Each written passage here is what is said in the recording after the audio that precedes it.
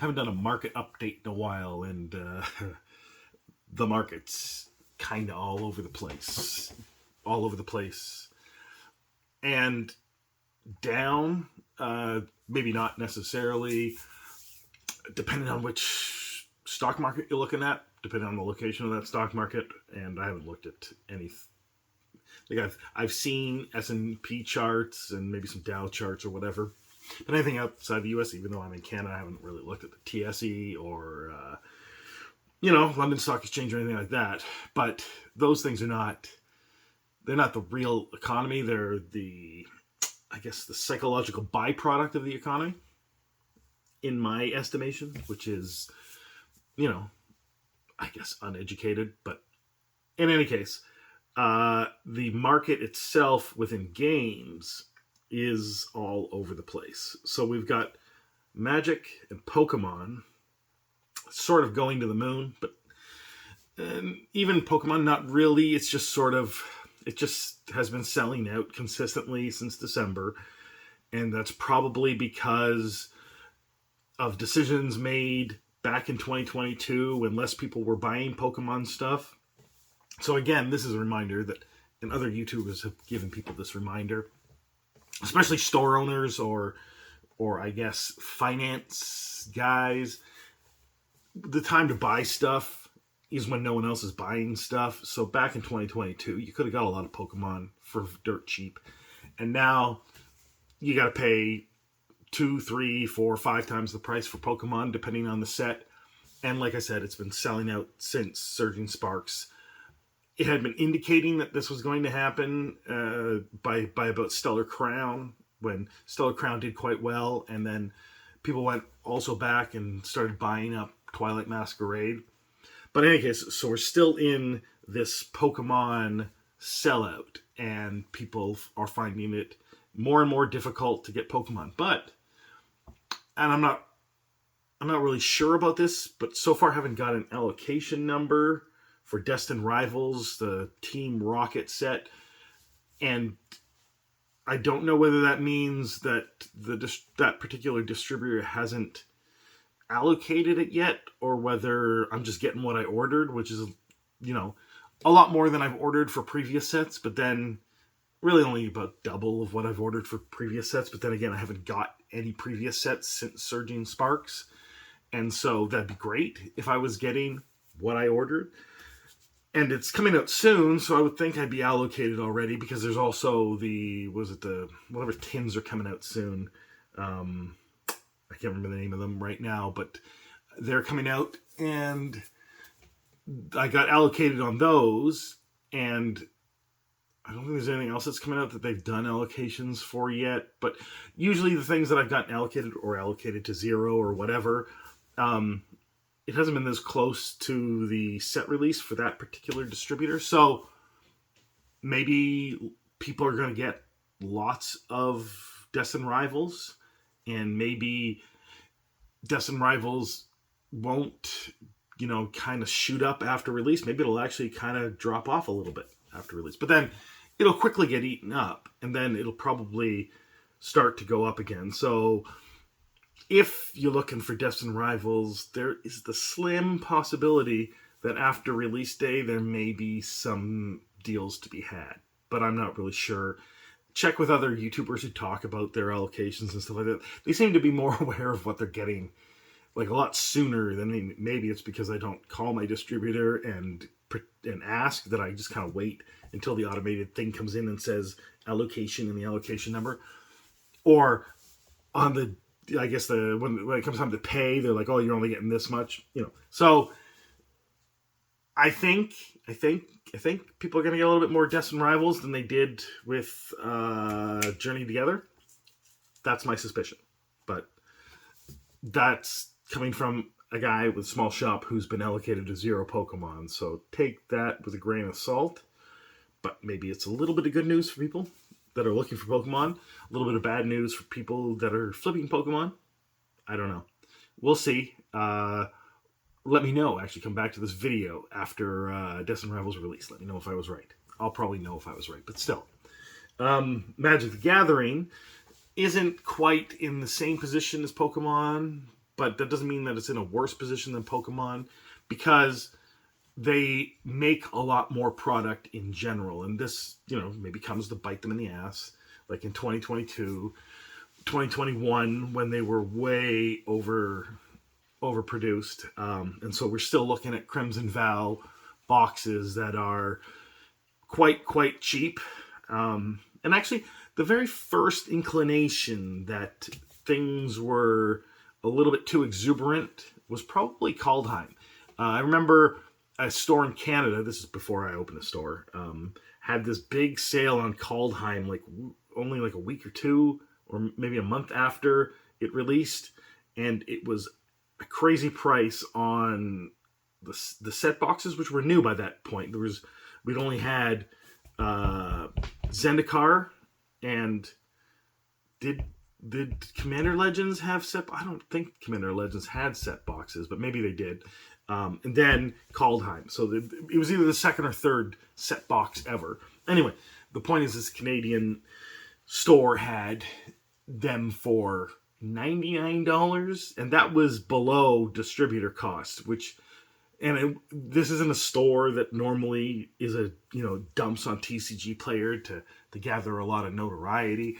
This was on their own website, and I think they probably just got some deal from distribution. And Wizards of the Coast needed to move a whole lot of this stuff, and they're like, hey, if you take like a pallet or two, we can get it at a deep discount. And then they burned through it as quickly as they could, just so they weren't left holding it, because it was over 1,000 boxes by the time I looked at it back in I guess it was the January of 2021 or February 2021, whenever Kaldheim came out. So that whole point is that the market started softening for Magic around there, but they had still started increasing production. I don't think they started to decrease production until after the Innistrad sets of Crimson Vow and Midnight Hunt, and how badly those did. And then, the other sets that came out after that didn't do as well as they would have thought they had. They didn't do as bad, I think, as Crimson Vow and Midnight Hunt, but things were bad for 2022. So Magic ramped back on their production, especially on the collector boxes, and turned things around. And then they also limited the secret layers and stuff like that. So they did this whole pivot, and also the economy on its own started to improve. So right around the same time as Pokemon increasing or doing quite well, Magic was doing quite well, and it was on a steady beat on improving. Basically, after Murders at Karlov Manor, that did pretty terribly, but Outlaws of Thunder Junction did pretty good, and then Modern Horizons 3, Assassin's Creed not so much, and then Bloomburrow did really, really good, and then Dustmore did okay to good. And then by the time we got to Foundations, just like around the same time as Surging Sparks, things were doing great. And things have been going great for Magic, 8th or 5th side. And now we're in Q2, and Hasbro did their earnings report for Q1, and they're up 15%, which is pretty significant. Or the stock is up 15%. I don't know whether their sales are up 15%. I don't know where the 15% comes in. You let me know. But the point is, both Magic and Pokemon are doing good in very different ways. And Magic's is a more steady, just march towards increased sales and increased sales numbers and just a lot of sales. Whereas Pokemon is it's like a rocket ship, and then it crashes, and then it rocket ships and crashes. So it's more volatile, which is probably why a lot of what I guess Alpha Investments, coined Timmies and stuff like that, they like that, because that's kind of how they view life. They don't look at the risk, they look at the reward, and that's how they make judgments. And you can get a bigger reward out of a bigger risk. Their risk tolerance is just too high, is basically what I'm saying with Pokemon investors. And maybe Magic investors have a lower risk tolerance. I mean, that's kind of what Alpha Investments talks about, is looking at risk tolerance instead of looking at the upside. You got to look at the downside first. Anyway, we're now at a point where it's pretty good. Like people aren't really necessarily flipping Magic boxes like they are Pokemon boxes. I mean, they could be doing that with collector boxes because those are doing quite well. And now we're at this point with Dragonstorm, and it was an amazing set, and people loved it, and it's just skyrockets. But not Surging Sparks skyrockets. It's a steady increase. The value of the boxes have gone up in a reasonable manner, in a 30% type of manner instead of a 2x, 3x type thing, right? And then, of course, you have Flesh and Blood. It's doing quite well, and again, started to do quite well around the same time as Surging Sparks when Rosetta came out. And even before Rosetta, you could tell things were getting good. Kind of like with Surging Sparks and Twilight Masquerade. There was Rosetta and Mistveil, and Mistveil did quite well comparatively to how things had been doing not so well for Flesh and Blood since Monarch, and now at the point of the Hunted, it seems like they've managed to get the stink of Monarch off them, and now people view Flesh and Blood in a different light. So that's good, and High Seas is coming out soon, and we'll see if that holds true. So we got basically to see where we're at in the market, to see whether this is going to hold to the end of the year, like some people think it is, or whether it's going to start to decline in the summer.